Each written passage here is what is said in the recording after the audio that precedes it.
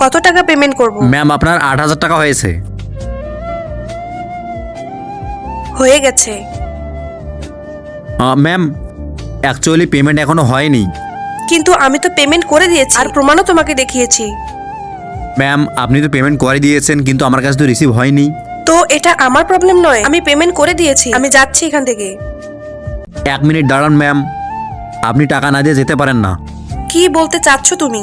মানে এটাই যে আপনি যদি বিনা টাকায় কিছু নিয়ে যান তাহলে সেটা চুরি হয়ে যাবে। ম্যানেজার, ম্যানেজার, হ্যাঁ ম্যাম। তোমার এই এমপ্লয়ি আমার সাথে বদমাইশি করেছে। ওকে এখনই জব থেকে বের করে দাও। হয়েছেটা কি?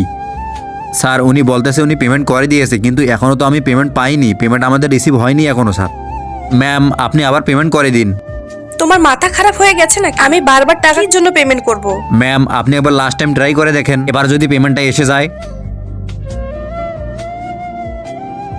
এটা কি হলো? এই দুইটা ছবির ভেতর থেকে যে কোনো একটা ছবিকে ভালোবেসে থাকলে ভিডিওটিতে লাইক করে চ্যানেলটিকে সাবস্ক্রাইব করে দাও। আর যদি না করো তাহলে আমি বুঝবো তোমরা ছবি দুটোকে ভালোই বাসো না। আর কমেন্টে লিখে যাও আমিন। আমার অ্যাকাউন্টে তো কোনো টাকা নেই, ব্যালেন্স জিরো দেখাচ্ছে। জানি না আমার টাকাগুলো কোথায় চলে গেল। আপনার সমস্ত টাকা আমাদের অ্যাকাউন্টে চলে এসেছে। হোয়াট?